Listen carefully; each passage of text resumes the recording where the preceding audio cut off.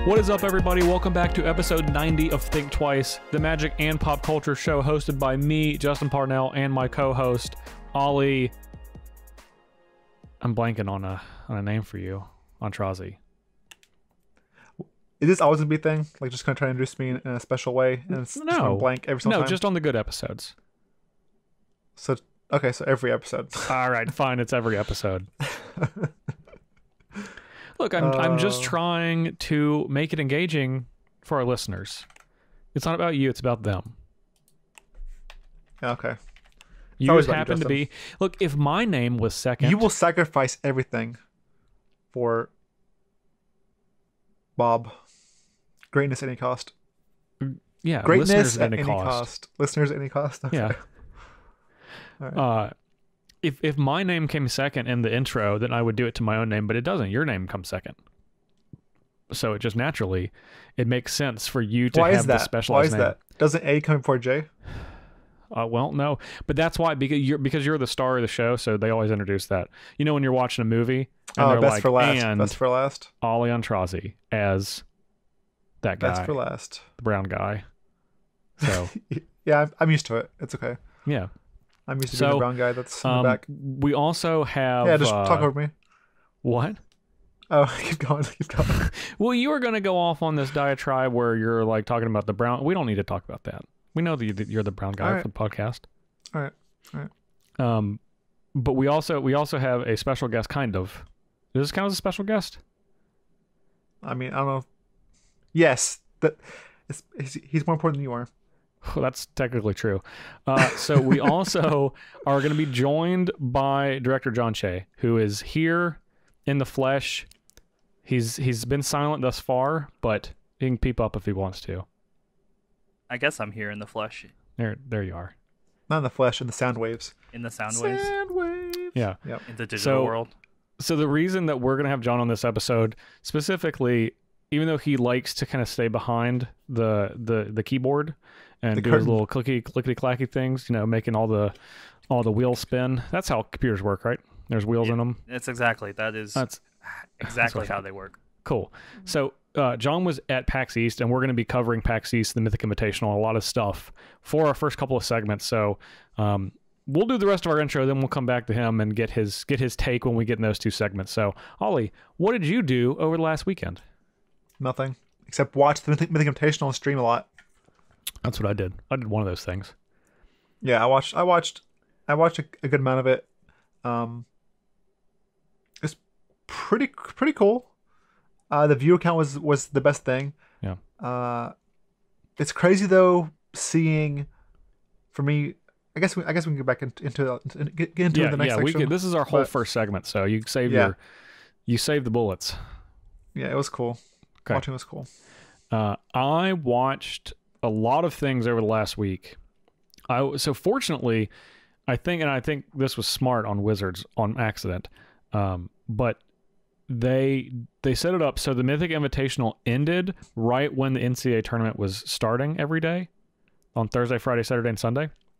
So I was actually able to watch essentially all of the Mythic Invitational and all of the NCAA tournament this weekend. And this was probably the best weekend of the NCAA tournament that I can recall ever. But obviously there's some recency bias going on, but it was still some pretty incredible games. Even though the Duke Blue Devils, which is the school that I have rooted for since I was literally a baby, since before I could choose. Yeah, no, look, Ollie, listen. Sorry. I was sleeping. I'm sorry. There are people that listen to this just because you don't like sports. There's a lot of our listeners that do like sports. Oh, I didn't say anything. I will say that we out of your both nose walked hole away. with your snoring. Oh, I was sleeping. I'm sorry. We both walk away disappointed with the ball sports. Look, I'm just saying, when people do that, it's the same thing as people making fun of Magic. Like, you're not some big tough guy, some big tough nerd. Oh, I don't understand sports. Actually, I am. Ball handle and actually, basketball. I am. Have you seen me? Is that like Yu-Gi-Oh? Is that the Pokemans? Yeah, I actually do work out. I am pretty big. So it's actually what you said is incorrect, Parnell. What you said's incorrect. What? I am a big tough nerd on the outside. On the inside, I'm a little nerd. Well, so what I said was correct? It depends what you're going off of. The outside or the inside, Parnell. Okay, so you just pick one and I'm wrong on one way? Got it. Anyway. Exactly, yes. So I watched the Mythic Invitational. I watched a lot of basketball. I'm going to sweep you under the rug. And I played in another middle school event on Sunday. Middle school is a format. It's like a kind of a made-up format where you play with cards from 4th edition to Scourge, all old face cards. They have their own ban list, and this is the 3rd event that we've done, and I got 2nd place again. So I've got 1st place, 2nd place, and 2nd place. And I played a blue-red Frenetic of Freet Chance Encounter deck, which I called Middle School Splinter Twin. Wait, last time you played the Contamination deck, this time you played a what deck? And a Freet deck? Yeah, Frenetic of Freet and Chance Encounter. Wait, who did you What lose Chance to? Encounter do? I lost to Stephen Green, of all people. People don't know these cards do. What does Frenetic of Freet is a 2/1 with flying for 1 red blue, and it has a ability that says 0. Flip a coin. If you win the flip, Frenetic of Freet phases out. If you lose the flip, sacrifice it. So essentially, it's just a difficult to kill creature. And Chance Encounter says, at the beginning of your upkeep, if Chance Encounter, well, I guess it says whenever you win a coin flip, put a luck counter on Chance Encounter. And at the beginning of your upkeep, if you have 10 or more luck counters on Chance Encounter, you win the game. Oh, that's cool. Okay. So, sure.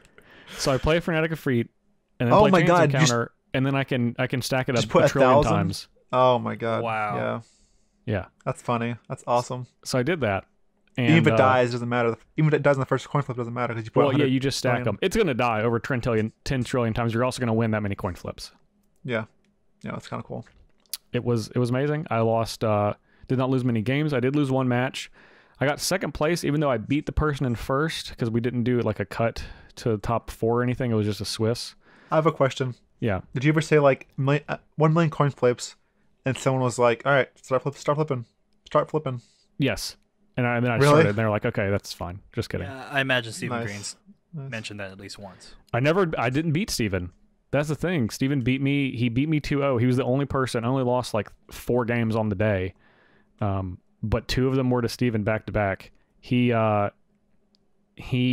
just had the exact answers for my things on very inconvenient turns, and then he had a creature, Silver Knight, that I could not kill because all of my removal and all my creatures in my deck were red, at least. Yikes! So yeah, he literally just killed me with Silver Knight both games. So he had 4. He has 4 Progenitus in his deck. Yeah, 2 Progenitus. Yes. Yeah, pretty much. If I didn't counter it. And I did counter at least one of them, but I did not counter all of them, and then the one that didn't killed me. And he had enough disruption. He was playing like a blue-white tempo deck. Okay, okay. It's a great format though. It's super fun. I played like a new deck every time. In the last 2 times, I played decks that I came up with that didn't exist like during their time. Yeah, that's cool. I like that a lot. Yeah, and I'm pretty much the only person that's been doing that. Everyone else has been playing like known decks, but I've come in and just completely surprised everybody, and both times like even the 2 matches that I lost, I think the wild card factor.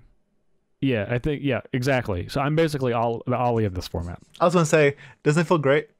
Yeah, it's fantastic. It feels awesome. Yeah, like people know what you're doing. You're just like, all right, let me do this. Think you're dead. Oh yeah, I literally came in and because I didn't tell anyone what I was playing, and I haven't any time. And people have been so frustrated because it's it's like we're like 10 to I think we had 12 people this time, 12 or 14, and it's been like between 10 and 12 or 14 every time, and people know what each other play, but I've never told anyone what I'm playing.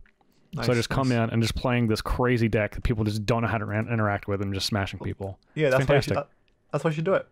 That's why you should do it. Yeah, I'm gonna play another deck next time. That's new. 2 weeks. Continue the rogue streak. Yeah, I will. Okay, so we had question of the week last week. Which planeswalker is the worst at playing poker? Now, Ollie and I both agreed that Angrath was the worst, but since Ollie took Angrath, I picked what I thought would be the second worst, which is Gideon. Angrath got 26%, Gideon got 64%, and Other got 10%, which was a lot of Chandra. Some people were like, someone was like Ashiok, and I'd be like, Ashiok, I don't think would be bad. Someone said Jace. I was like, okay, well, Jace is a telepath. Someone said Dovin. I was like, okay, well, Dovin's power is he can sense weaknesses in people. And someone was like Dak Faden.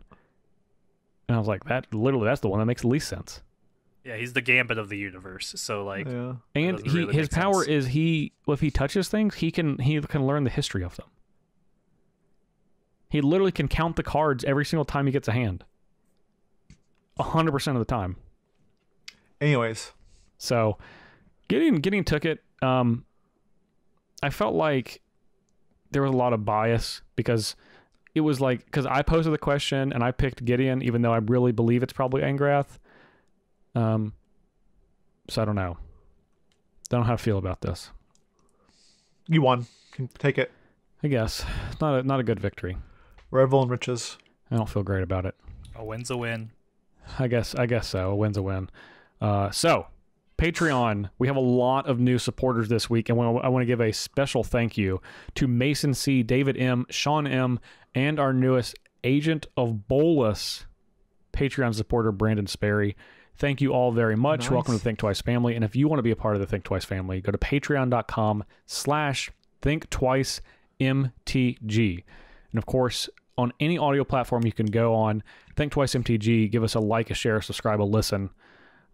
Leave us a review if you can. It all helps out very, very much. We had a flashback episode that is available for our $10 tier patrons. We have one a month, and our one for this month was a flashback episode with a special guest, Stephen Green from Commander Versus, and Stephen, Ali, and myself talked about Game of Thrones, and it was a blast. If you're at that tier level or want to be at that tier level to listen to that, it is definitely worth it. It was a fantastic discussion. It was a lot of fun. It's about 45 minute podcast, about half the time of this probably. So it was great. It was. I enjoyed it. Yep. First special guest on Flashback. Yes, for special guest on Flashback. Flashback, a monthly short podcast for our Patreon supporters. So for next week, Ollie and I are going to be watching the movie Pet Sematary, the remade Stephen King horror movie. If you want to be joined in that conversation next week, Pet Sematary, go watch it. We're going to be talking about it. I'm pretty excited. More horror movies. It's all good for me. But we have a couple of topics lined up for today. The Mythic Invitational at PAX East. John was there. Ollie and I watched from home, so we're going to get everyone's reaction coming up in just a moment.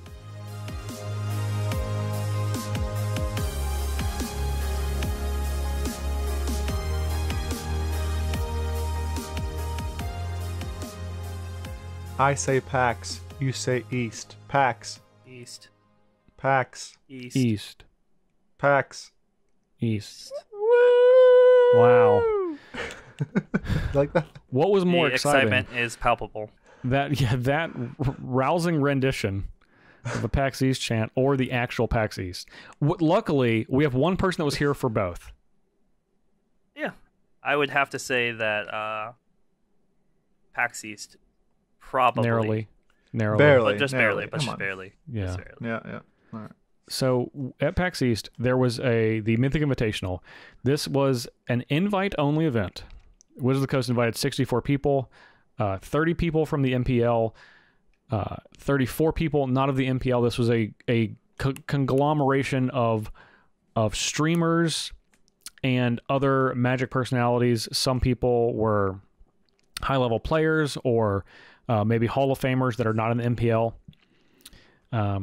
Battled it out for a prize pool of $1 million. It's a lot of dollars. Yep. Chump change. 250,000 to first place, if I remember correctly. That is correct. 250,000 to That's first. chump change. Chump change to Maggie and Waffles. Yeah. 2 wiener dogs. Yeah. Well, yeah. I mean, obviously, but we got to watch the vast majority of these matches streamed on Twitch, and Andre Mengucci was the winner, and I believe there was one other the top 4 was made up of essentially 2 members of the MPL, and Andrei Menigushi and Peter Glogowski, as well as Streamer, who has recently kind of come over to Magic mostly full-time in Savich, and Andrei Stratsky, which qualified via the Top 8. MTG Arena top 8 in the Mythic standings, but was also just a handful of spots out from actually getting in the MPL himself. So, Correct. kind of a not technically an MPL player, but in that category of player. So, Yeah, roommate of MPL members and Hearthstone / Artifact pros as well. yeah. So, yeah. It was, like I said, I watched the whole thing, and I think this event was incredible. Yeah, I think that one of the things that is kind of lost on the broadcast is just the scope of the stage that they had. Seeing just the 2 booths that they had for the analysts and the casters, as well as like all the camera equipment, as well as the pyrotechnics and the smoke and everything for the stage, it really was. It felt like Magic had made it. You know, it made it so That's a good way to say it. Yeah, that we're here, we can compete. Because a lot of the times you would look at League or Hearthstone and see some of the stages that they have put forth for their esports events, and a lot of times people will be like, why can't we have something that's as cool as that, or like a setup as cool as that? And on this show they definitely delivered. That's awesome. It's good to hear. Ollie, how much of it were you able to watch? You were talking about it at the beginning in the intro a little bit. I watched like most of day 1, like 10% of day 2, and then like then half of day 2, and then barely any day 3 actually, which is okay. Funny. But yes, the parts I did watch I enjoyed.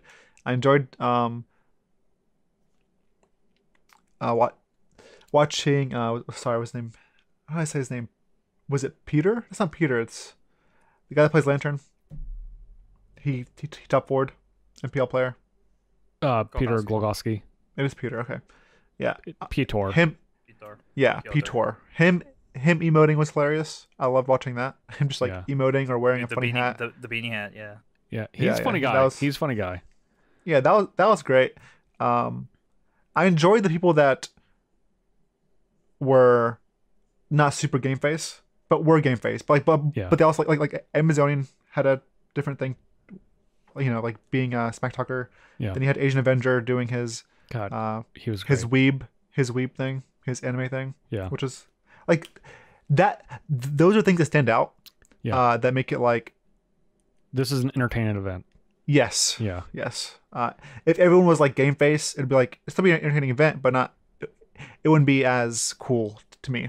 I think that is one of the advantages that the challengers, which is what they call the 34 players, not in the MPL, had as an advantage over the MPL people, because they're generally they make their living off of being entertainers, and they are known for being entertaining. So a lot of them already came in with like they thought about routines and things that they wanted to do on stage, or things that they would say in the interviews if they won or lost, and how they would affect, you know, being on camera at a live event on stage playing. So yeah, it was great because now, like I said, not only do they have a following, but they're good on camera. I mean, they're picked because they're what they've done. Yeah, and what they do do the community, and so they're used to it. They're used to the light, and it showed, and it was great. Yeah, that's one of the things that I heard going into the event from some of the MPL people, is that a lot of the challengers had on-stage experience playing at a tournament. One of the things that the MPL members don't necessarily have is playing on a stage in front of a bunch of people. Because of the Pro Tours, you have the feature match area, but you don't have as many people watching necessarily in person. Oh, yeah, it's very secluded comparatively. Yeah, and at PAX East, there's a whole ring of people that were around watching at the tables, and then they had 2 cameras, you know, on each of the player cans' faces. So I remember on Wednesday night, talking to Sho, and Sho was talking about how he was super nervous even though he had already had like Hearthstone experience, like being on the big stage. So that was really interesting to hear from that extra angle of pressure that I didn't really think about beforehand. I think that this event doesn't work if the MPL 64 people and you take those 64 people and put them in this event. Absolutely. This is 100% a Pro-Am tournament, if you're familiar with that terminology from golf or other sports. It's a show pony, and that's what it was, and what it accomplished, I think, too, as far as promotion. Because they hit it out of the ballpark. Yeah, they did. Record-breaking viewers. 125. The highest it reached was 125,000 on Twitch, which is that's. we're talking, massive. We're talking like over double the previous high, which was, I think, Pro Tour Rivals of Ixalan. That's huge. That shows like how great Magic Arena is, and it is, yeah. And this has to be the last for people defending Magic Online. I'm sorry. You're done. You're done, son. Yeah, it's you over pack now. that up, throw it in the trash. Yeah, just call it. Yeah, unless you really love Modern or really love Vintage, and that's the only place you can play. Oh, yeah. But Jesus, otherwise, you can pack play it up. But pack it up. Yeah, and this program is in beta. We are still in beta. I think we're in beta because of the leniency of being in beta and something wrong happening. Like, oh, it's still in beta. I think we're safely not safely out of beta, but like if it was this, what we have now could safely be out of beta, in my opinion. I think from a back end perspective, I think that's correct, Ali. But it's not a full game yet. Like, we took a big step over the last week with the cosmetics. And I think there's more steps to come. Like, we don't have spectator mode, we don't have friends list, we don't have there's a lot of things that still need to be added to the game before you can say this is a full game 100%. Yeah, and absolutely. I think that's why we're still in beta. Side note, side quest, whatever we call it. I do wish the cosmetics, the different avatars you got, would say something else when you emoted or talked, instead of just all saying hello or thinking or oops, go. You see, that's the feedback that they want for this kind of thing in the beta. There we go. Feedback, Wizards. If I pay 3,000 gems for a guild bundle, let Rakdos laugh at my opponent when. let me be able to laugh. Yeah, exactly. Or have him say "entertain me" or something. Yep. No, I totally agree. That'd be sweet. Can you imagine you cast something like "entertain me"? Yeah. Probably annoying, but still, whatever. It's not all of it can be annoying. And you're getting insta squelched by me. Yeah. That's great though. That's okay. No, but like if his hello, instead of being hello, was entertain me, that'd be cool. It'd be great. Yeah. I'm 100% on board with this. I do like that in Hearthstone when you like load in, everybody has like an intro phrase that they. Yep. Even the alt ones, like if you buy an alt character, it does something. I think we'll get there. I think that is a thing that will happen, because you have other games in this space that have what this has, and it's better. And I think Wizards has done a good job. The team on Arena has done a good job at isolating individual parts of other games that are successful and then implementing those. And this is a small portion, but a notable one, especially if they're pushing cosmetics, that I think is an inevitability. But I agree with John that this is the kind of feedback that they want. And if you're like, hey, if you do this, I'm more likely to buy one of these avatars in isolation. They're like, okay, got it. That's good to know. Yeah, that makes okay. All right. You've convinced. I've been swayed. I've been swayed by the stars. So back to the Invitational. The arena looked great. Obviously, they used all of the every card that had a special card style. They essentially used, which is a large majority of the cards that are played in Standard. Not like played in Ali decks, but played in normal decks. Which is why they didn't have Mastermind's Acquisition as a card that has a card style. Yeah. Even though people played it. Yeah, it was different topic, but yeah, a lot of masterminds. Yeah, We had ultimately so there were essentially 3 groups, right? There were technically 2 groups, or really 3 groups if you broke it down, that were invited to the Invitational. The MPL, which is the Magic Pro League, then the streamers group, which are people that are streamers, and then what the people they called challengers, which aren't necessarily people that are streamers, but they're Magic personalities. This is where you essentially got LSV, and you got Cedric Phillips and some other people that are known in the Magic community but aren't necessarily known from their streaming. Right. And the crazy thing was, go ahead. Technically, anybody that was not MPL is challenger. A challenger, yes, but that's the way they refer to them on stream. Yeah, sure, but Cedric doesn't stream. That's correct. Right. There are people that they invited that they are saying that we're in the challenger group, but we know that there's really 3 groups, because there's no way that you can say, here's Amy D'Amico, Amazonian, and Cedric Phillips, and they're both in challenger group and they've been invited for the same thing. Well, they haven't, but that's fine if you want to put them in that group from Wizards' perspective, but from our perspective, we understand the difference. Yeah, certainly each person had their own reasons for being invited, whether those are apparent or not. Yes. So between all of the groups, if you broke them into MPL, the streamers, people that are streamers, yeah, and then people that are the rest of the challengers, all of those groups went almost exactly 500 over the weekend combined, which is really crazy to me. What do you mean 500? Their win-loss record was even. Oh, nice. Okay. Within a single game for all of them. Oh, wow. I didn't know that. Yeah. It's pretty crazy. That's crazy. Do you believe that's a format? A product of format or a product of skill?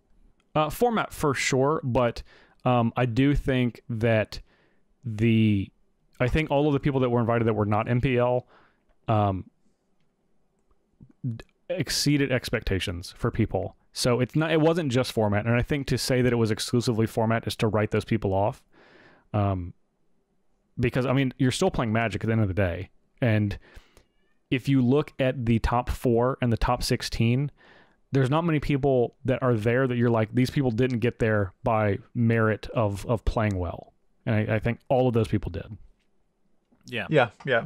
And towards the end, like most none of the top 4, there were a lot of things that, sure, once somebody resolved their key spell, the game kind of spiraled out of control. But before then, there was like a good amount of decisions. Like, for example, Pitor versus Mengucci, who's playing mono blue, Obsession, or what do you call that deck, versus Esper. He had the option of tapping out for Jhin or not, and then he had the option of spell piercing the Mastermind's acquisition that tutored the Cryotacarium or not. There are a lot of decisions that happened before Mengucci won, and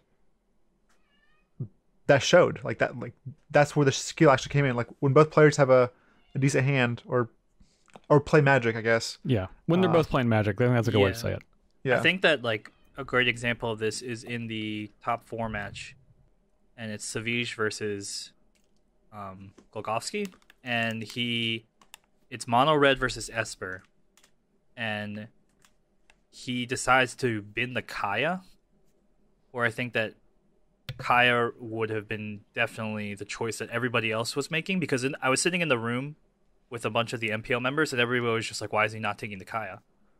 Like, why is he doing this? And the game just continues to go back and forth, but if he has the Kaya at the beginning of that sequence, the game is different, and it just takes on a whole different flow. And that's something I think that is really interesting, and I think it was more thought-provoking than people thought was going to be expected of Duo Standard. Yeah, given the format. I don't think that ultimately, the format, I think from a Magic perspective, from a Magic playing perspective, competitively, I don't think the format was great, but it did accomplish what it set out to do.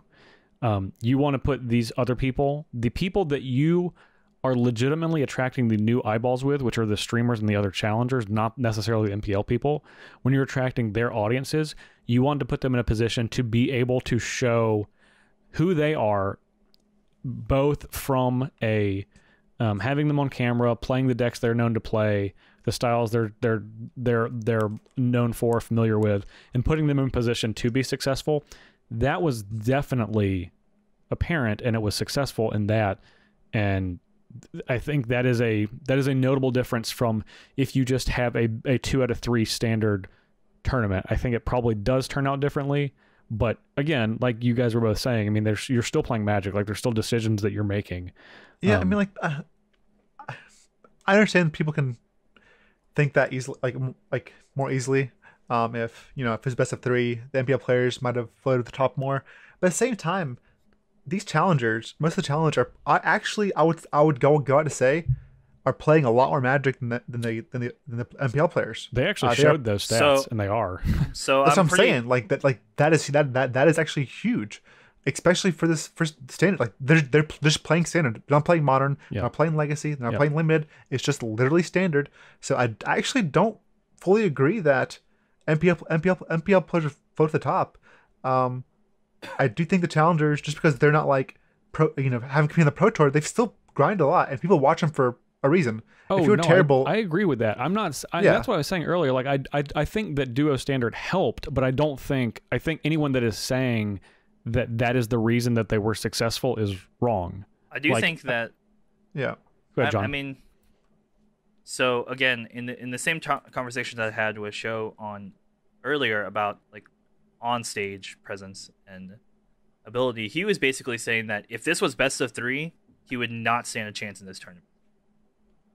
You just wouldn't stand. You just wouldn't be able to stand a chance because, like, not only because the concept of sideboarding, he said, is just like so different, and the fact that everyone basically has had X amount of years to play with sideboards and to think about sideboards and to think about the way the best of 3 format works in general, basically changes like the ability of their game to an intangible Like, for better or for worse, you know how to play Magic a little bit better. I think you're just being honest about how intimidating sideboard is. But the thing is, it's intimidating for everybody. Like, even for me, a person who's play Magic forever, I've played at the highest level, and sideboarding is always difficult. Absolutely. It's. I mean, I think it's the most difficult thing about playing Magic. It's what makes Magic, honestly.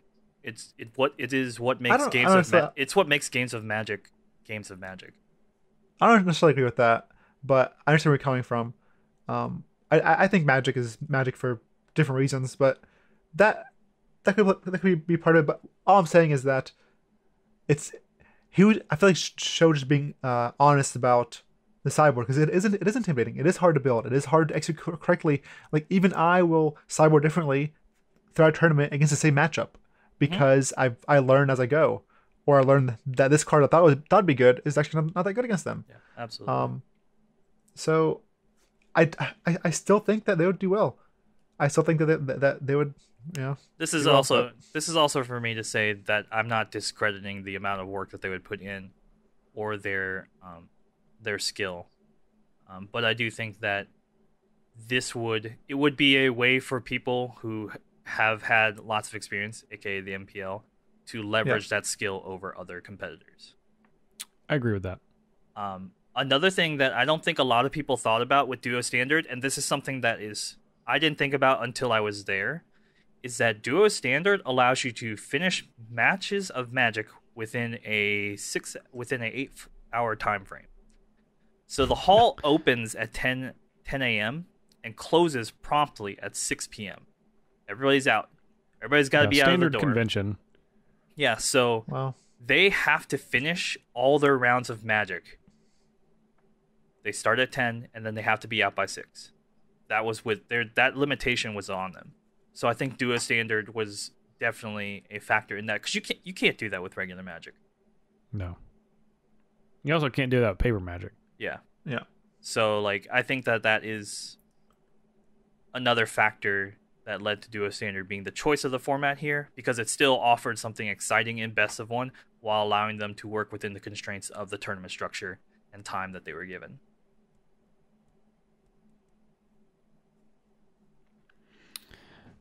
I think that the MPL players made for phenomenal villains to root against. Not necessarily because you want to root against them, but to root for all of the streamers. Underdogs, of course, in this tournament. Yeah, they're the heels.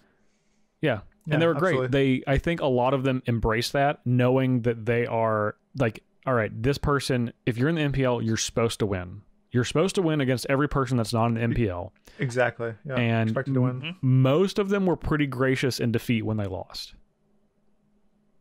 From my observations. Now, obviously, I can't say that for sure, but based on what I saw as a viewer, I didn't see too many people that were salty when they lost. There were a couple, but you know, you could call that competitive spirit, whatever. But for the most part, I think that worked really well, and I think that was the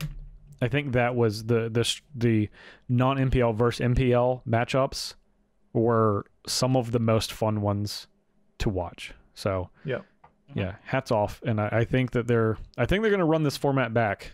I imagine that they will. Wildly successful from a bunch of different angles.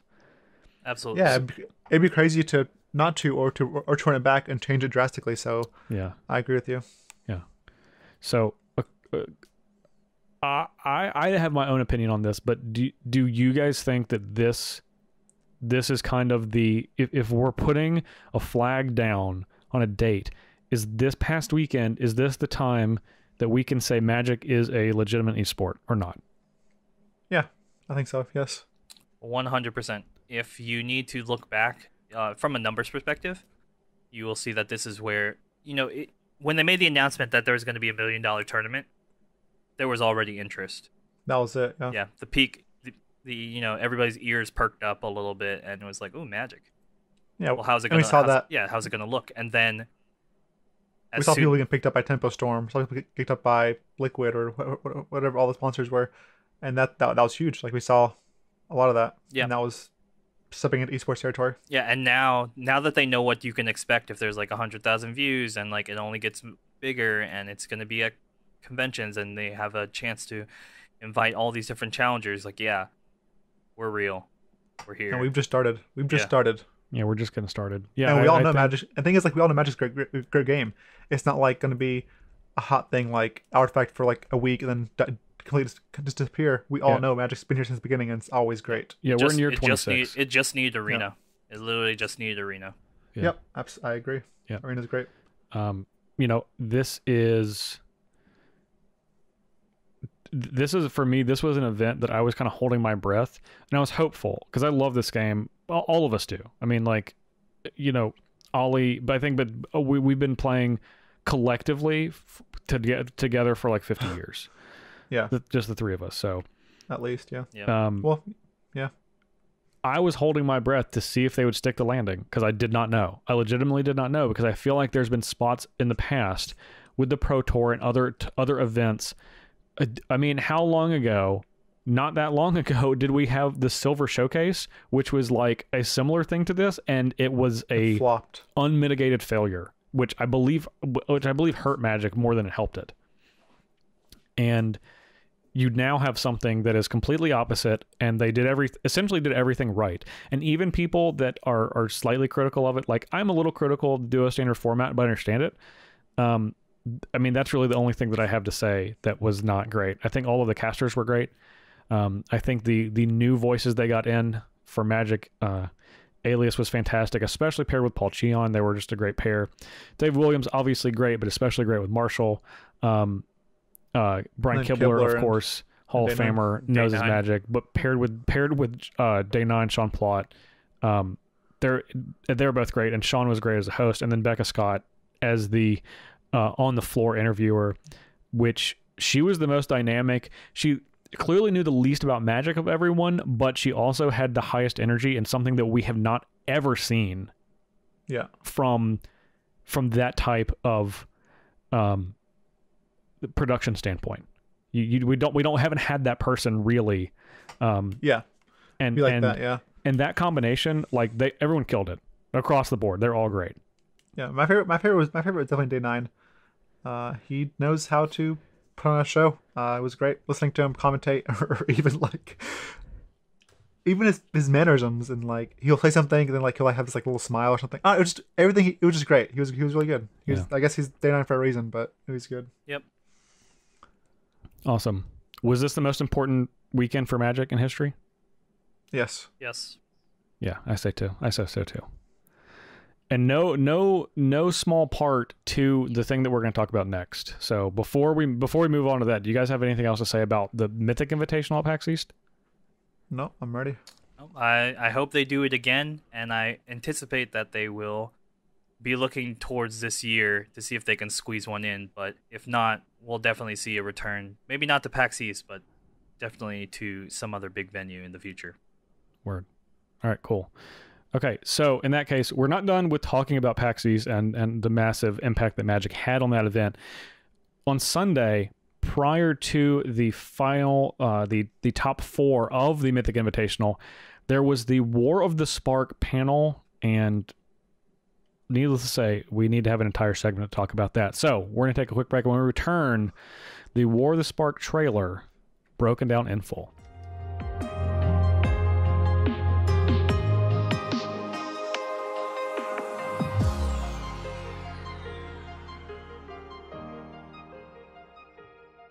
So my big question for this is, before we even get to the breakdown of the trailer, which I assume everyone has seen at this point, I think I'm actually going to look on YouTube right now.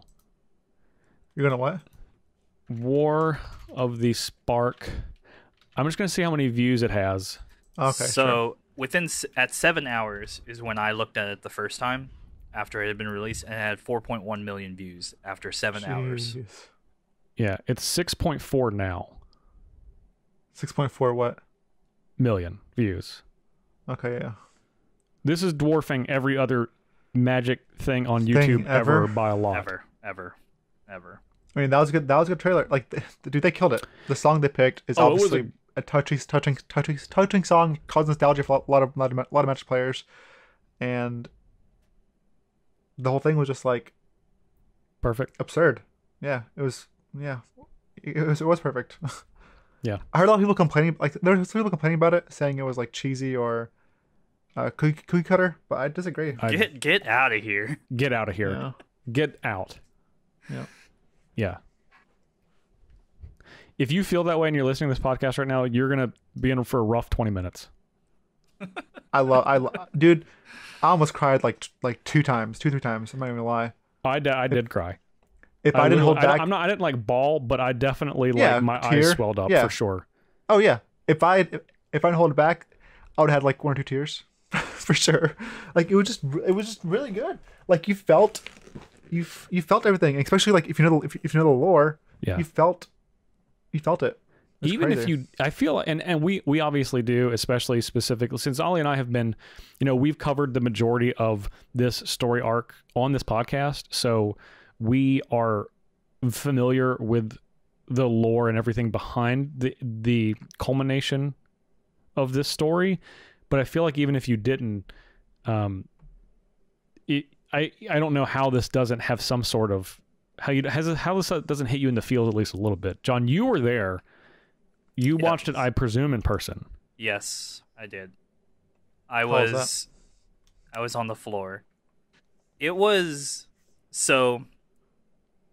I was actually recording something on my camera when it started playing because I wanted to be able to get the first reaction of people to the thing, and I found myself forgetting about recording because I was listening and watching at the end. Yeah, and it's a good sign.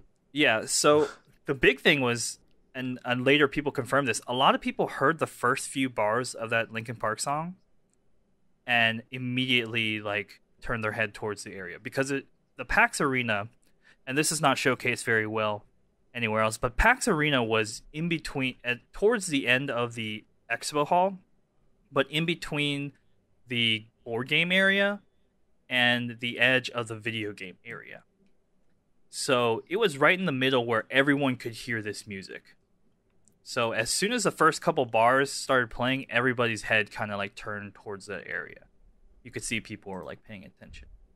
And people were really hyped up. And I know that there were some complications on the stream's end. Yeah. And they're big time. Yeah. But, in person, we did not have some of those issues. And so, like, by the time the trailer rolled around, everybody was just, like, really in awe. And you could tell everybody was really into it because it was just dead quiet. It's, like, eerily quiet That's for crazy. that area for PAX. That's the best sign. Yeah. Yeah. I mean, just talking about it makes you want to go back and watch it again. So. Yeah. I think everybody was quite excited when they were like, at the end, they were like, how about we show it again? And everyone was like, yeah. Yeah. Well, yeah, the first time you're just like, you're awestruck. Second time you're like, you're watching for clues or watching for what's going on, everything, details. Yeah, the first time you watch it, I wasn't even able to pay attention, but in a good way. Like, I was literally just experiencing the trailer. Yes. Oh, yeah, me too. It was first, yeah. It's so much better than like the card thing moving back and forth. Oh, well, we're not even okay. So the downside to this is the bar has been set now, right? Like, we know that they can do this. Yeah, we need to. When is the Magic animated movie coming out to Netflix? Yeah. Oh yeah. When is the Netflix special? Yeah, dude, I'm ready. If it looks like this, that's what happened with Warcraft. Warcraft has the same thing. Like, they had crazy trailers, and they're like, people kept asking, "When's the movie? When's the movie? When's the movie?" And they finally released a movie. Like 5 years later or whatever. But still. Also, wasn't the Warcraft movie a flop? Hey, don't let's it not. was. I mean, no one's saying that. well, Was I it a mean, flop? like, I liked it. I mean, honestly, the animation style for this trailer was great. Yeah. It was still obviously like slightly cartoony, but still a little more realistic looking. Yeah, that's some of the new. Some of the new CGI that's coming out. If you've seen like any of the Netflix animations recently coming out, not just the soon to be talked about Love, Death, and Robots, but other shows like the Voltron. It kind of reminded me of like a more realistic Voltron animation style. If you've seen that on Netflix. Yeah. So, the combination of the animation, the music, obviously this is, as Ali said, like, this is a nostalgic song for I think a lot of people that are our age. It's a cover of In the End by Linkin Park. And it's a haunting, I think is the best way to describe it, a haunting rendition that the instrumental of it just draws you in, and it's a female vocalist, and it's incredible. Whoever picked it for this trailer, because I believe that I don't know if this existed before. I'm looking on YouTube, and it looks like this version was done a year ago. That doesn't necessarily mean that they didn't make it for this. Well, I mean, you gotta pay for the rights. Like, I can't imagine paying for the rights to both Linkin Park and the person who covers it. Yeah. Make no mistake. They threw down the money for this one. They did. Yeah. I mean, it paid off. Absolutely. Yeah, I think so too. It was honestly like, once the piano starts, like, you hear the lyrics, but in the beginning, when you hear the piano part of Linkin Park, and it's like, okay. Yeah, everyone's back in the end or whatever. Like, yeah, it's like, oh yeah, exactly. Dude, I got goosebumps. So. Yeah, big time. Yeah. So on Twitch, the stream started with no sound. Oh no. So the first time they played it, it had no sound. Ugh. Which is crushing. I made the joke, not in Twitch chat, but just to one other person that was watching with me. I was like, they came up and they're like, "Do you have the sound off?" I was like, "Oh no, that's the sound is sub only." Oh god. Gosh dang it. Yeah, I actually luckily just watched it. I googled it when I heard about it and watched it. So I think they knew that there's something was wrong because if you remember at the beginning of the stream there was a delay. And they were supposed to launch. They kept resetting the timer. Right, because they were supposed like to start 4 times. Yeah, but in person nothing was happening. And actually I think his name is Steve Sanu. He was emceeing for people in the audience, and he was just trying to keep them entertained. So he did it at Poor the guy. first 15 minutes and then ended up doing it for like 25, 30 more minutes to like continuously try to MC and keep people happy and like throwing t-shirts in the crowd. There was like a t-shirt gun that they had. They were like doing trivia. Shout out to them for really trying to, liven the people's moods in person. That's good. At least, in that type of situation, you can tell people, you're like, hey, this sucks. We're going to try to keep you guys entertained. And then you tell them, hey, the wait's going to be worth it. I promise. And then it is. People completely forget about the wait. Yeah.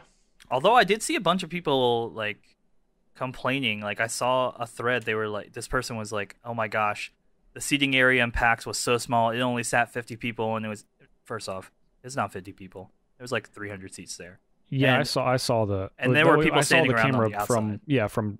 That's, people don't know what 50 seats is. Yeah, and they were like, this cards weren't up on the screen long enough. It's like, but you saw them, you read them. Like, I don't know what you want from. They're going to be on the internet. This isn't like the only time. They're not taking them away forever. Yeah. I want to take us back to the trailer. I think it's funny because I know people that were not a fan of Liliana, and I imagine during the trailer they were like, no, Liliana, no.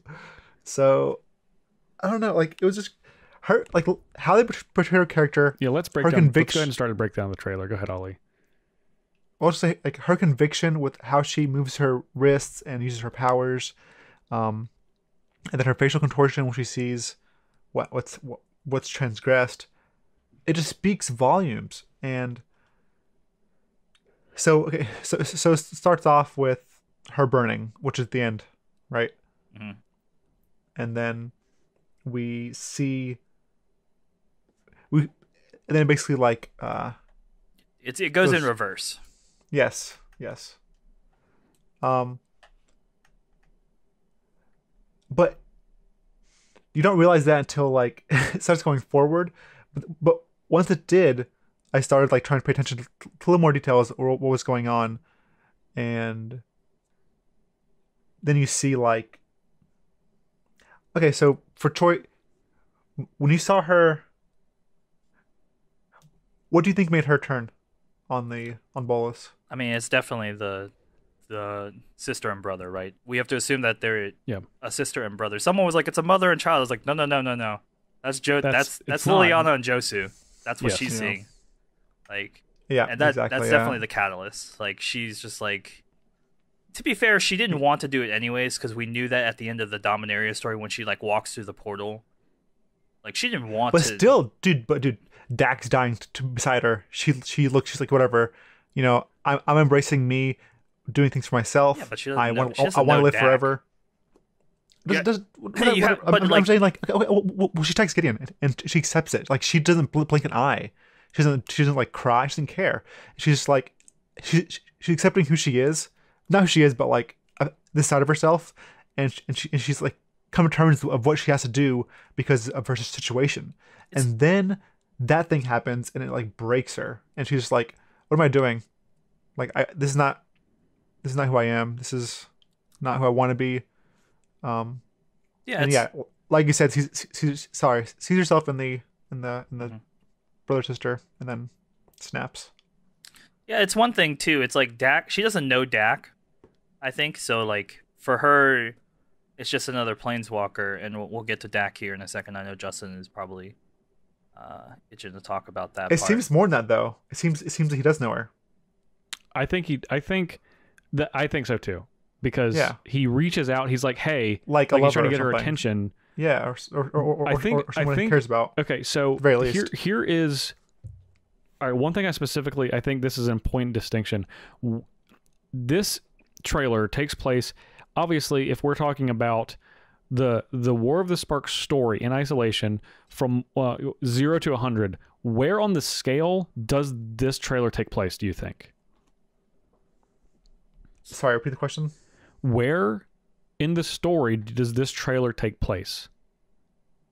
I mean, this is the climax, isn't it? Yeah, I think this is like 90%. We're like really close to the climax here because like whatever happens next, well, one, taking control of the Dreadhorde army is like a pretty big tide turner. It just alleviates pressure from from a strategic standpoint, it alleviates pressure from all the other planeswalkers, wherever they are, and probably Ugin, who's probably hanging out somewhere. Well, we also see a ton of sparks, or whatever it is, the white thing that they're taking out, which I assume is sparks, but it could be anything. We see it flying towards Nicobolas, and the same thing happens to Dak. So we'll only assume that everyone's losing. We see the Gatewatch split. We see Gideon being just losing as well. Yeah. So everyone is losing. This is the turning point. And real quick, Gideon gets stabbed 20 times there, right? And then he just stands up at the But end. his power. That's his ability though. Yeah. That's his power though. He's impervious. Yeah.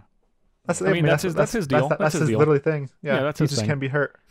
Or Bolus hurts him, but it's Bolus, I guess. Yeah, it's his Bolus. Yeah. But yeah, he is impervious. But the thing with Dak, I don't know the full lore behind Dak. I think Justin knows more, so maybe I'll pass on to him in a second. But but his facial expression and his reaching out and him ignoring his surroundings to be able to say one last word to her or something or get to her. Try to get her attention. Speaks volumes. Yeah, speaks volumes. More. Yeah. You would think that the greatest thief in the multiverse would have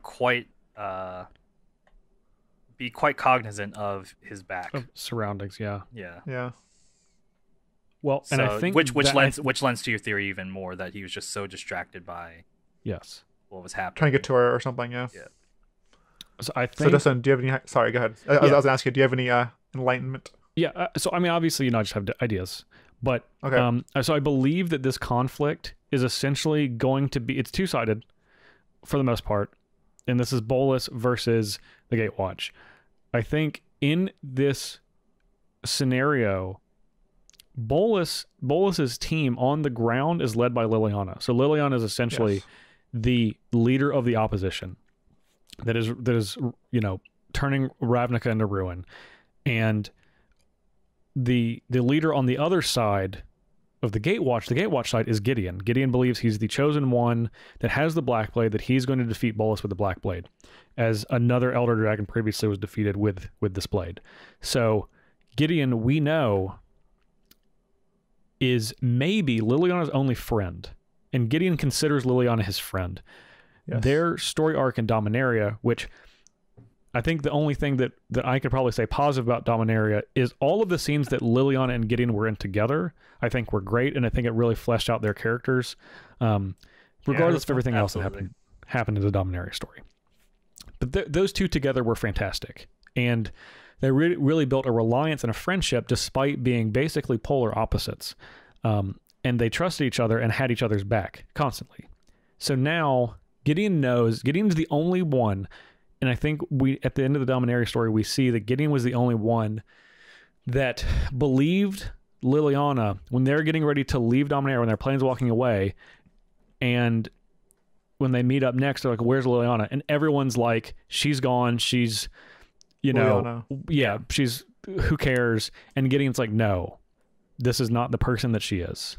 She would not just do this on purpose. There has to be some reason." Because I know that she's ultimately good, even though she comes off as very selfish and self-centered. And yeah, and kudos to Gideon for noticing that, by the way. But yeah, and he does, and he constantly is trying to say this, and Jace is obviously on the other side saying, "No, she's the worst.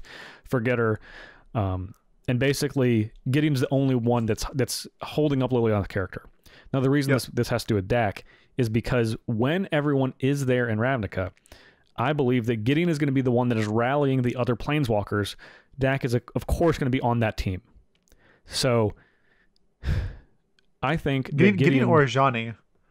I think so. So I'm talking about. I think Ajani is the one that is doing the team building, trying to collect everyone. But I think on the ground, the leader on the ground of the fight is Gideon.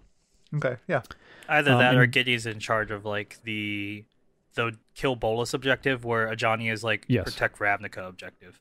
Yeah, I think that's actually probably a good way to look at it. So either way, Gideon obviously is going to tell this message because this is the person that he is, that he's going to try to say, everyone, there's obviously going to be people on the Team Gatewatch side. They're going to be like, we need to kill Liliana. If we kill Liliana, then we can, it's going to make it a lot easier to get to Bolus, because then we're essentially stopping the army. And Gideon's like, no, we're not going to do that.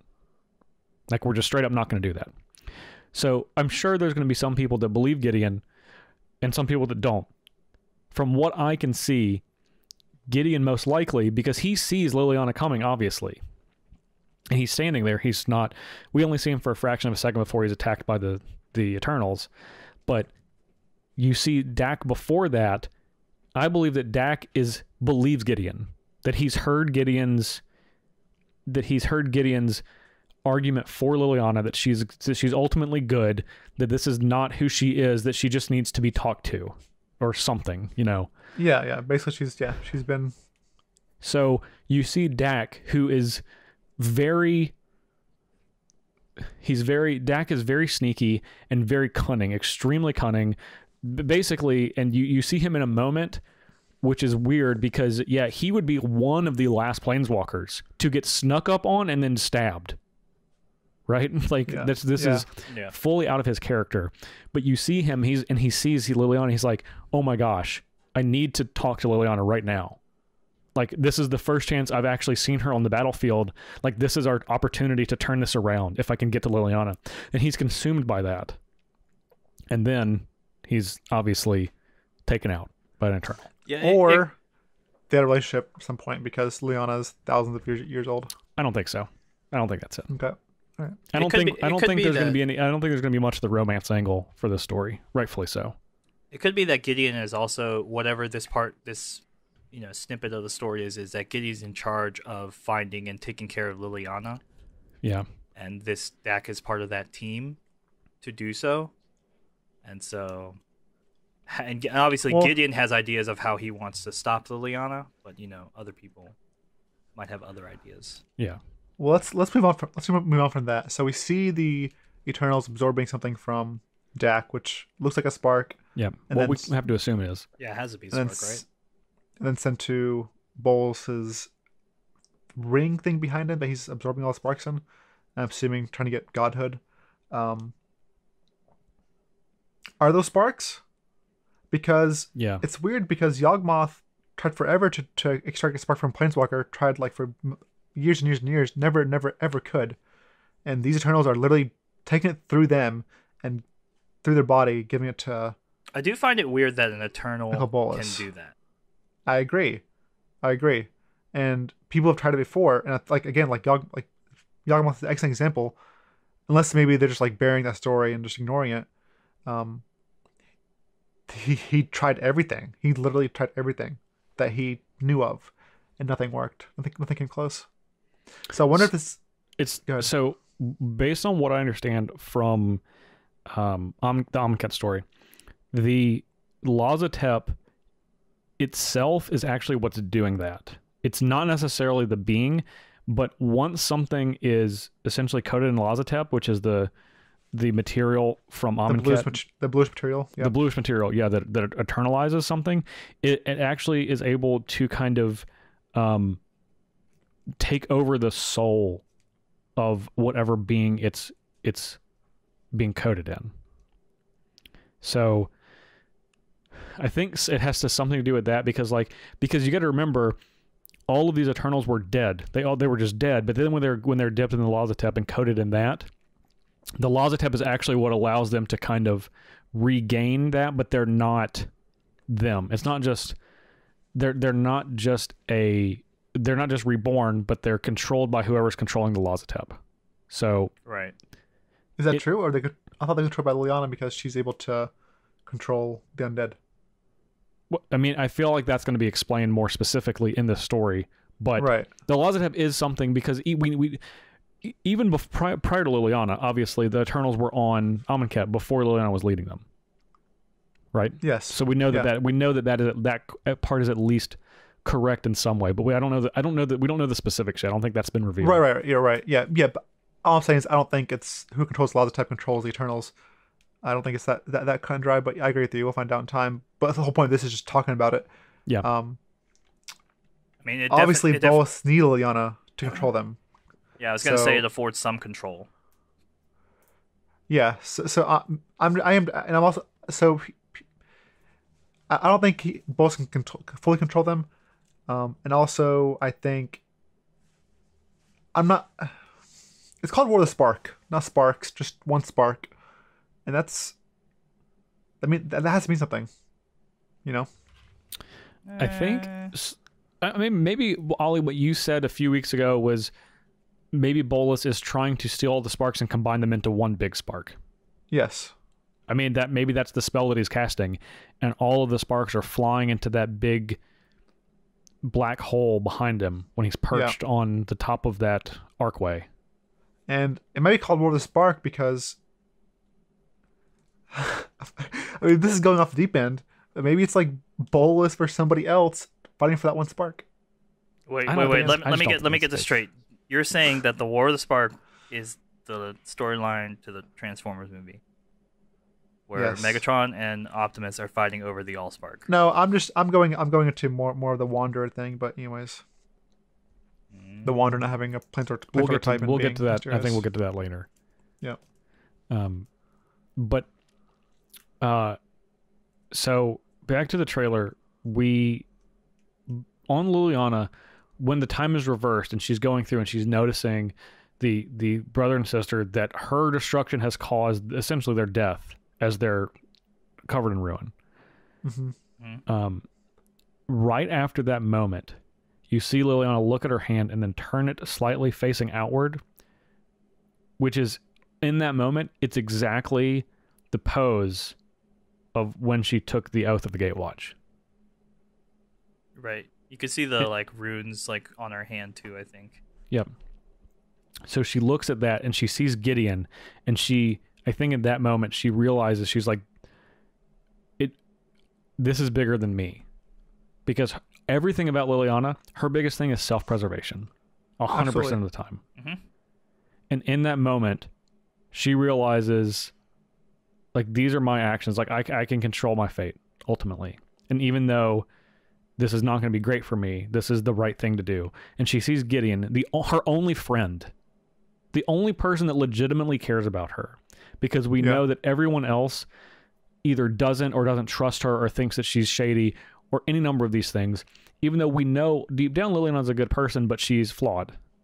And she sees Gideon, who's the person that convinced her to take this oath initially, went through with her through Dominaria to kill her last demon, never questioned her motive at all, believed her 100% of the time, and she's sent these zombies to kill him, and she's just like, he's not the enemy. Looks at her hand, oath symbol, that's when she turns it, controls the Dread Horde, and turns them on Bolus. Which is just so much going on in that like 10 seconds. Oh my god, it's so great. It's so fantastic.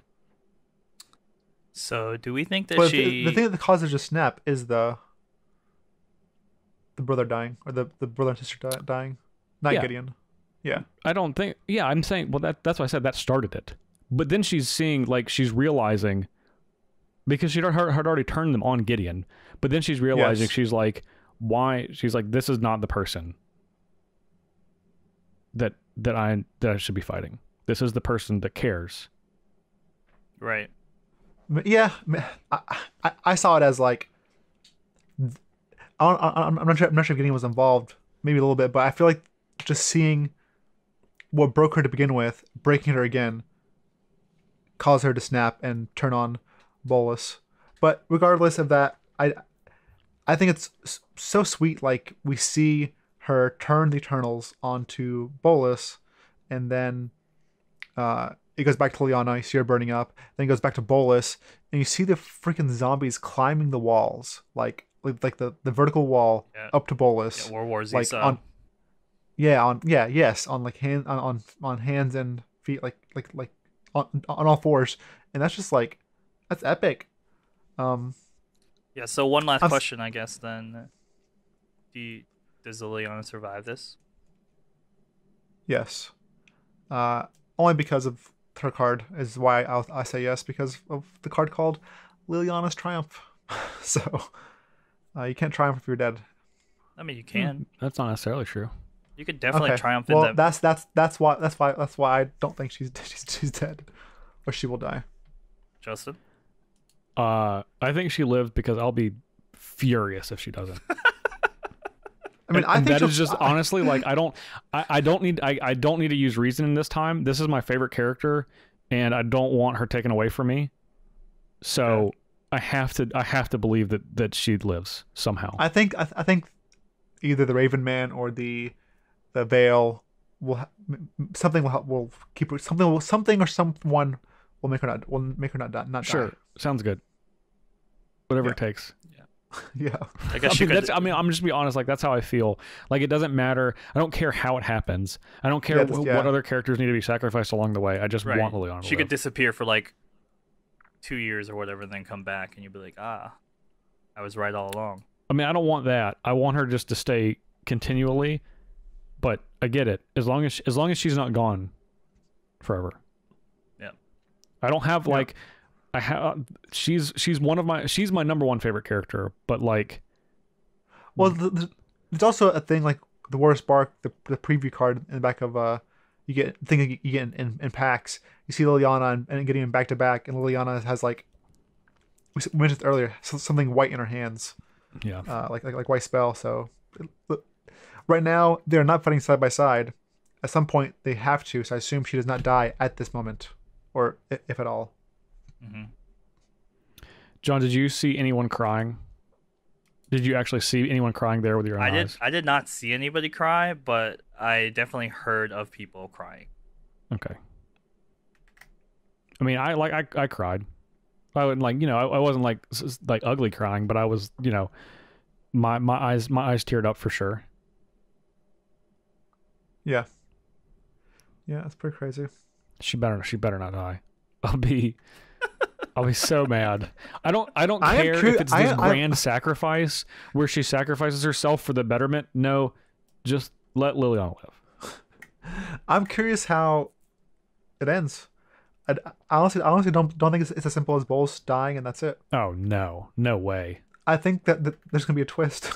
I mean, this is like the thing that fractures the storyline, right? This is where like you introduce like 2 years worth of characters and like a complicated storyline, and then you introduce like a new baddie or whatever. Garrett. Well, yeah, or something, or Phyrexians. But on a side note, I think the flavor text for Burning Prophet just is huge for this trailer and just how the story plays out. Okay, as the last thing, why don't you read us that? Yeah. Yes, I was gonna say, this day will end in death, but not the one you hope for. This day will end in victory, but not the one you expected. And usually the prophet cards in previews are usually right. Spoken. Yes, have spoken for future sets, or have spoken for something that happens in the story. And this is huge. It's saying someone's going to die, but it's not who you expect. So, I mean, we expect Bolos. We expect Bolos and Liliana. Those are the two big ones that we assume are going to die. So maybe about them. Then it says someone will win, but not who you expect. We assume maybe the Gatewatch wins or Bolos wins, but maybe it's neither of them winning and a third party winning, which would be crazy. And maybe like Tezzeret because he's all their machines. Who knows? He's the 37th Planeswalker. Yeah. We also don't know how the walkers were summoned to the plane. Because Garrick isn't there. I mean, it's the same as like Ixalan, right? Like the Immortal Sun is like the beacon or whatever, and then they just... Well, Immortal Sun traps them. The Immortal Sun makes them they can't planeswalk out, right? Yeah, but that's how Jace, like... Isn't that what happened? Jace went to planeswalk to... Or no, he wanted to get away, and he just like got attracted to that plane. He chose it randomly, yes. Yeah. Random. He chose it randomly. Air quotes randomly. Yes. But I'm saying like... I'm not sure there's a spell... I'm not sure there's a spell that's cast for people to come in there to fight that calls all planeswalkers. I literally think it's everyone... Maybe it's a lot of people that want to do something against Bolos. Otherwise, we'd have Garrick here. Yeah, but then you have to explain like why like Nahiri, Ob Nixilis, and Ob Nixilis are there. Yeah. Well, Nahiri, Sorin, you can explain like, hey, they both want to... Nahiri wants to stop the Eldrazi, she wants to stop Bolos. Sorin ultimately wants the same thing. They see each other and they have a grudge match. But Ob Nixilis makes no sense because he's literally on there obliterating pigeons. He's killing pigeons for fun. Like, what are you doing? We're gonna get into the cards a little bit later, but anything else on the trailer for either of you? No, that's it. It's great. Go watch it right now. Yeah, I'm gonna go watch it again after we're finished. All right, John, thank you for jumping on with us and sharing your PAX experience. Obviously, having eyes on the floor is a big boon, especially for something like this. It was fun being in front of the camera, as it were. Yeah. Haha. All right, so we're gonna take a short break, and Ollie and I will be back, and we're gonna talk about what we watched over the last week, which was the first 6 episodes of Love, Death, and Robots. Be back in just a moment.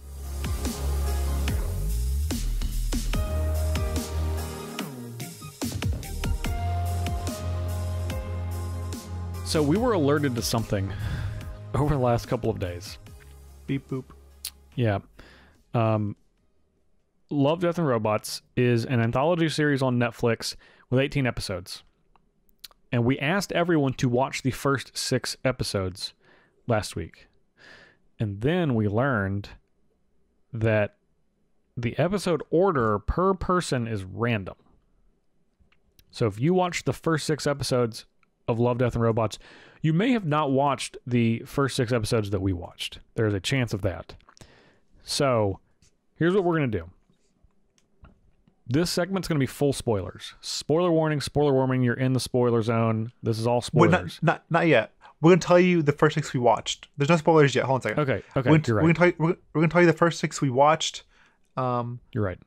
And then after that, we will go into our thing. Mm-hmm. But if you want to join in on this topic or listen to it, make sure you watch Sunny's Edge, 3 Robots, The Witness, Suits, Sucker of Souls, and When the Yogurt Took Over. Again, that's Sunny's Edge, 3 Robots, The Witness, Suits, Sucker of Souls, and When the Yogurt Took Over.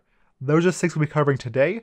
If yours was not in the same order that ours was, you should check those out first and then come back. These are short episodes, so maybe you've seen them all too. But regardless, those are the ones we'll be covering today. And now is your time to stop if you don't want to listen to spoilers. Because we'll be covering these not spoiler free, because they're so short. It's impossible to not spoil each one. We're just full spoilers. Last chance. We're going in though. Well said. Thank you for taking that over as I fumbled through it. Oh, no problem. Great. So, Sunny's Edge, 3 Robots, The Witness, Suits, Sucker of Souls, When the Yogurt Took Over. Where to begin for this? Start at the beginning. Sunny's Edge. So Sunny's Edge is the one with the monsters, where the mech. Well, they're kind of like humans controlling mechs, and then they're not mechs; they're monsters, though. Yeah. And they're fighting for the humans are controlling them to fight for what money is what we assume. Yeah. Which is money, currency. Yes. Yeah. And then someone approaches the main character, air quote main character, and says, "Hey, I want you to throw in the towel." And she just laughs at him, says, "No, there's no way I'm doing that." And then the fight happens, and Sunny wins. It was an epic fight, by the way. It's incredible. The fight was super sweet. And then after she wins, you see somebody, a woman, come up to her and flirt with her. That's trying to It seems like it's someone that's "Hey, I like you. You're popular. Blah blah blah. I'm talking to you." And then she turns on her and kills Sunny. And then you see the guy that told her to forfeit walk in and say, basically you should have forfeited, blah blah blah. And then we learn the reason Sunny does not throw fights or wins all her fights is because she's actually the monster. She's actually the monster that is doing the fighting. Yes, so she can't forfeit. She can't lose. She can't afford to let herself die because she'll die. She breaks out, kills both of them, and it's pretty epic. Yeah. This is my favorite one out of the 6 we watched. Okay. It's the animation is incredible. It's all the stories are short, but this one's a really good one. Definitely a twist that I did not see coming, and it's just super awesome. It just looks great. I saw the girl turning on her. I did coming. too. That one. Well, that was super. Did not easy. see the. yeah, I did not see her being the actual alien the creature. monster. Yeah. Yep. Yeah, that's super awesome. Super badass. It was. The fight was epic. I was like, oh man, I'm ready for more. And I'd like, watch a whole movie of this. I'd watch a whole movie of this. I was actually kind of upset. I went to episode 2. I learned, hey, these aren't connected at all. Yeah, this is an anthology. Yeah. I learned that there's none of them are touching. None of them are connected. Yeah. Which is a shame. Crazy. But I mean, it's a shame and good. Like it's both. Yeah, because none of them, like, they're not bad. They're first of all, they're all great. Yeah. If I'm rating, if we're doing, like, do you want to do ratings now just for the show in general? Sure. Yeah. Well, this is the show or the episode. The show just in general. I'd give it a 5. This is an easy 5. What it is. Yeah. Yeah. This is like a layup 5. It's pretty much all animated. All the animated styles are differently, and it's I mean, it's unique. It's hits different spots, different times. Like it's groundbreaking in different, like a lot of different ways. Animation, times, how the episodes are laid out, random episodes. Like it's literally setting new bars or doing new things that shows haven't done before in a great way. Yeah. It feels very Black Mirror-y, but not. Yeah, I agree with that. But anime style or cartoon style. Yeah.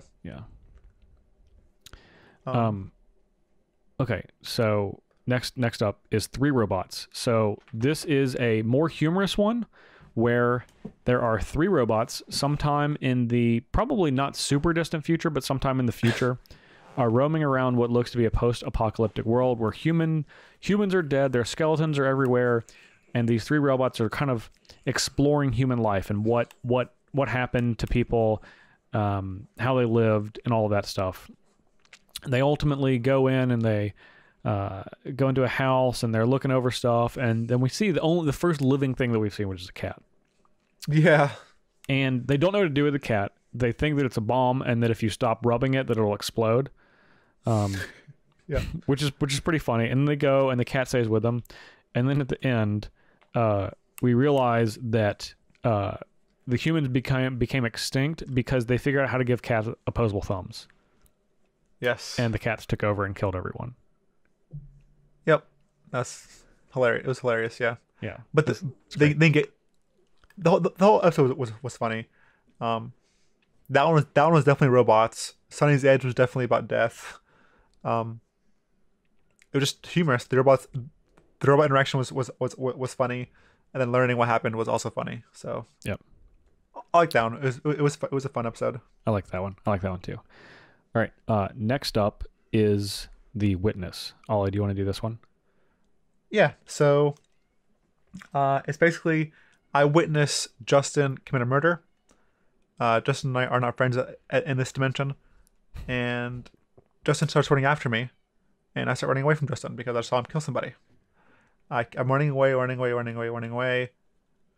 trying to live, and then eventually he catches up to me in my apartment, and we're fighting, and I kill Justin, and after a fight. And then I look up in the mirror, look up out of my window, and I see myself. No, myself killing Justin. You see you okay. Who are you? Are you or you me? I'm me. Who did you die or did I die? I died. Or you died. Okay, so I died. So you look up in the window and then you see me that watched you kill a person. Yes. And then you start chasing after me. To try to stop the cycle. Yep. And basically what's happening is like they're stuck in a cycle where they keep killing each other and then run away because they think that the other one's trying to kill them, but they're not. They're trying to inform them. But and then in self-defense. The twist is they kill each other in this cycle, but they're running after the other person because the person they killed is the exact same person as the person they saw in the window. Yes. Which was kind of, I like this one a lot. I like this one a lot. It was either my first or second favorite. I didn't like this one much. I felt like this one, it's all animated, but this one had a lot of like gratuitous nudity. Oh, sure. I'm not focusing on that. I'm just focusing on this on the. Well, I actually forgot about that, but yeah, it's hard not to because it was like. Yeah, it was a lot. It was a lot. It was like in your face. I don't know if it added anything to it. No. Like I don't think it was the art does. But I appreciate that because that was the art style. I think it's and that for that reason, I think it was. I mean, art style was pretty great, but that's my knock for this one. Is just That's a fair. lot of unnecessary nudity. Sure. The next one I think is the longest of the bunch. For sure. It's Suits. We see these people basically are Earth has been this post-apocalyptic Earth. There's like bubbles or spheres where people are quote-unquote farmers, and they're defending against the invasion of what looks like to be aliens or some sort of insect. I described them as Zerglings. Zerglings. Perfect. And we see them basically fighting against the Zerglings. And that's basically it. And then at the end it shows us where it zooms out how there's multiple farms that are like shrouded by the green shield, and Earth is basically gone except for those little green spots that the farmers in air quotes are protecting against the aliens. I really love this one. I thought the art style, of course, for this one was also great. It's a little more. It is like I think this one I would describe as more like kind of cell shaded type art. This one I think like Ali said was the longest, and the characters were the most fleshed out. And these are essentially just like. I mean, it's like it reminded me of StarCraft because it's like the humans in the mech suits, so it's like the Terrans against the Zerg, which are invading their life and space. That's what it reminded me of. Right. I know. I don't know anything about don't much of anything about StarCraft. So okay, that makes sense. So for those of you that know StarCraft, this is what it reminded me of the Terrans versus the Zerg. That makes sense. But super cool. Like it's just this huge battle essentially. And it eases you in because you don't really know. You're like, oh, it's just this farmer family. Okay, there's a lot of technology. Okay, well, here's this giant mech suit. Okay, so this thing is pretty serious, and there's all this weaponry around the farm. It's like, all right, well, this looks pretty serious. There's this giant portal, and thousands of these things are coming in. Oh, all their neighbors have mech suits too. Okay, that's cool. Yeah, and it just keeps going, and it just like it builds and builds and builds and builds, until a climax. And I don't know, it's pretty great. It tells a nice little story where you can understand what's going on and still kind of get who the characters are. So I like this one a lot. Yeah, I like it too. Next one is called Sucker of Souls, which is about an archaeological dig for something. That something ends up being a vampire, but the first vampire, or Dracula. And he's just chasing them, trying to kill them. And they almost die. Then they learn that Dracula is afraid of cats. He doesn't like kitty cats. So he probably knows they have opposable thumbs. Maybe, yeah. So they scare him off with a cat. They run away, but then they end up in a dark place. When they light their light or whatever, they see a lot more vampires. Yeah. And they presumably get tone up. So this is the most basic one art style wise. It looks very hand drawn, and despite that, it still works because there's a lot of motion. Yeah, there's a lot of movement. I don't like the cat thing, but yeah, this is okay. This is fine to me. Yeah, this one's okay. Something was good overall, but not as good as some other ones. This one's pretty short. This is, I think, probably one of the shorter ones. I liked their depiction of Dracula because it's not Dracula as we know it, but it's this kind of really interesting looking vampire that just slaughters this kid and then drinks his blood and then just gets bigger and stronger and more powerful. Yes. So I like that depiction of vampires, and that was pretty cool. So yeah, I appreciate that too. Yeah, so something that's not standard. All right, last one. You explain it. When the yogurt took over the world, this one is self-explanatory. This is the shortest one. It tells a very brief story of how yogurt took over the world. There's these scientists that were trying to like clone something in yogurt, and then they kind of gave up, and then one of the scientists took the yogurt home and was going to eat the yogurt, and then the yogurt, once it has granola in it, it starts talking to her, like moving the granola into words, and then the scientist takes it to like some government, and then the yogurt starts telling them that they've solved fusion, and they have these plans to eliminate the national debt, and then ultimately the government messes up, and then they put the yogurt in charge, and the yogurt it takes over Ohio, but in a peaceful way. And then there's yogurt all over Ohio, big yogurt factories. And then the yogurt controls the United States government, and everyone is in much better shape because the yogurt is significantly smarter than people. And then the yogurt flies off into space to try to colonize Mars. It's pretty funny. It's a cute episode. It sounds like when the yogurt's over, it sounds like scary, like something like, bad, but actually was good. Yogurt apparently needs to take over. Yeah, much smarter. It's really silly. The animation style is really cute. It's very like too. Bubbly and boxy. Yeah. No, this one's great. It's super short, and it's just like, hey, this is a thing that happened. Here's a little story about how it happened. Yeah, I agree. This one was great.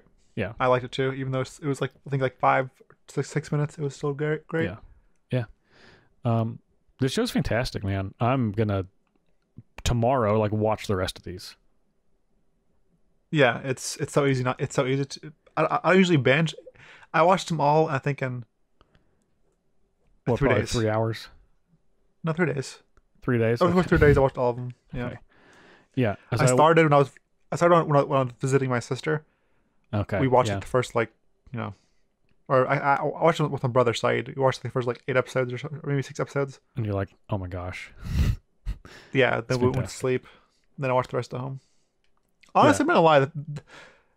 I like Sunny's Edge. The show did not grip me right away. It took me a second to warm up to it, but once I did, I liked it. I really liked it. Which one did you watch first? Sunny's Edge. Sunny's Edge was also the first one for you? Okay. Your order is my order, which is kind of cool. Yeah. Apparently there's four different orders. There's 4 different ways you can watch it. So Ollie and I just happened to get the same one. Obviously, a lot of you guys probably did not, but hopefully you've watched these episodes now. Yeah, I'm going to... there's 12 more for me, so I'm going to... over the next couple of days, we'll easily watch all the rest of these. It was great. Meredith and I watched these together, and we both were just wanted to watch more, but I was like, I'm just going to watch these 6 for the podcast, and we can come back and watch the rest. But yeah, oh man, just very excited to watch the rest. Yeah, it's great. Yeah, I feel like I'm going to be disappointed when I'm at the end, which is always a good thing. Yeah, it is. It's okay. Game of Thrones is right around the corner. Right around the corner, but not next week. We still have 1 more week to wait for Game of Thrones. To remind you, if you want to hear Ollie and I talk about Game of Thrones before it comes back, you should go over to the Thinktwice Flashback, which is the Patreon only special monthly podcast. Stephen Green joined us for that one, so we had a couple of guests this week, and the 3 of us talked about Game of Thrones. But next week, Ollie, you were saying, next week we're watching Pet Sematary. Cemetery spelled with an S, not a C. This is the Stephen King book. Make sure you watch it if you want to tune in. I like the book. I did not like the first rendition of the book, so hopefully this is better. So we'll see. Make sure to tune in though. I will tune in. All right. Great. Anything else, Justin? That's it. No, that's the show for this week. We're going to take a quick break, and when we return, Question of the week.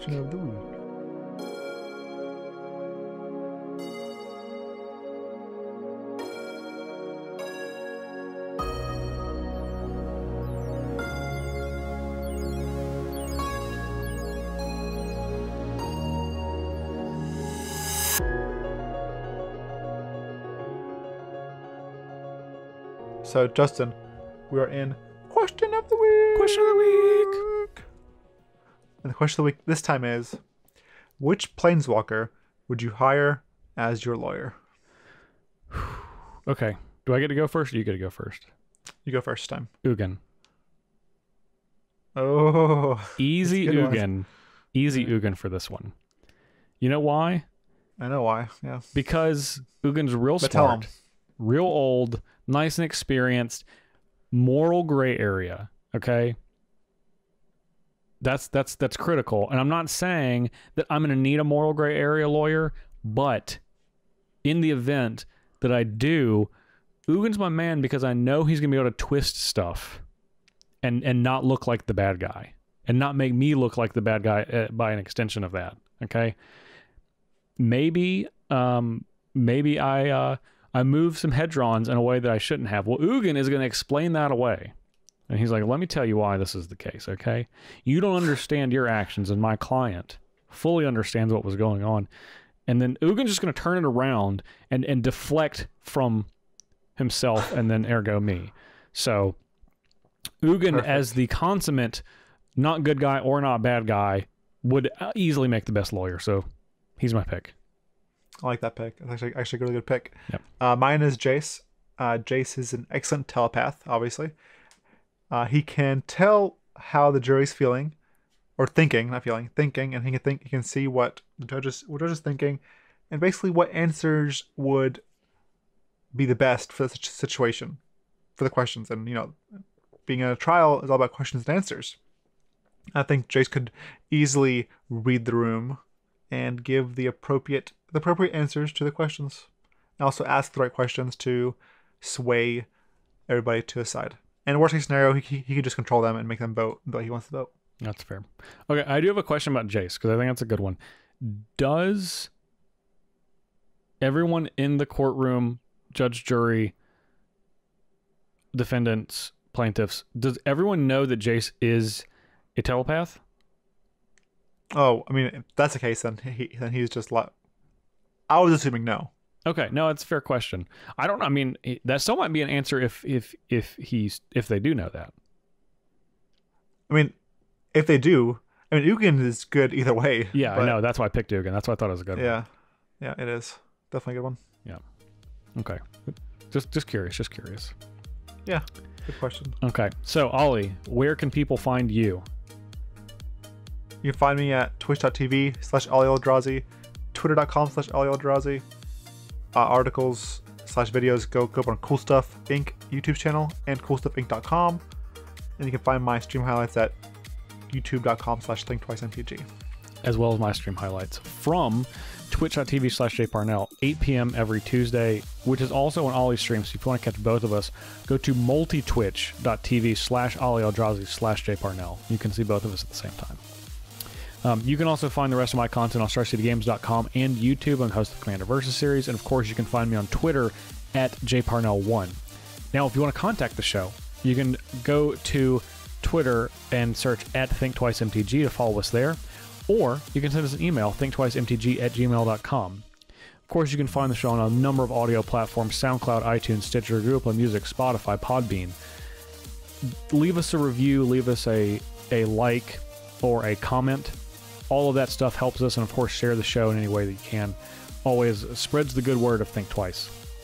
And of course, if you want to support the show further, you can go to patreon.com/thinktwicemtg, as a lot of people have, because we have a lot of new patrons this week. Mason C, Sean M, David M, and of course, our director of Bolus, our Agent of Bolus producers, Daniel Hunt, Matt Lindell, and our newest Agent of Bolus producer, Brandon Sperry. Thank you three very much. And of course, thank our new patrons. And thanks to John Choi, our director, who is on the ground for us at PAX East, helped us with the first two segments, obviously. Always to have him great, even though he doesn't like to be in front of the camera very much, but I love when he does. Ollie, we do have a animal picture of the week. We have a couple of them. Now, I picked one, and I'll let you do the other one. Okay. So, do you want me to take my pick first? So I picked Aria, which is Curtis's cat, Arya's doing a concern, looking out the front window. It's a great picture of Curtis. I imagine his partner as cat Arya, and it's just a great picture. Ollie, we're gonna let you have this one, so you can take the stage. All right, I'm gonna pick Waffles. Okay. The newest member of the long dog family. Yeah. Maggie's the longest girl. He's the longest boy. He's adorable. He's a chocolate dapple with blue eyes, and he's currently right now asleep. It's kind of funny the way they sleep, because they sleep in the same bed together, even though they have a bigger bed. Of course. It's kind of like a yin and yang type deal. Oh, because they're like light and dark. Yes. Yeah. That's good. Patchy, different areas. Yeah, it's kind of cool. I think it's fair. You can pick Waffles for this one because Waffles is a new addition to the family and providing you a lot of cute pictures. So. Thank you. So we'll take it. Thank you. We'll take it, of course. All right. That's it. Pet Sematary next week. Go check out that movie. Ollie, I love you, buddy. Thank you for doing the show with me. I legitimately love when we ever do this podcast. I do too. We love you as well. Thanks for listening, and we'll catch you all next week. Have a good weekend. Take it easy.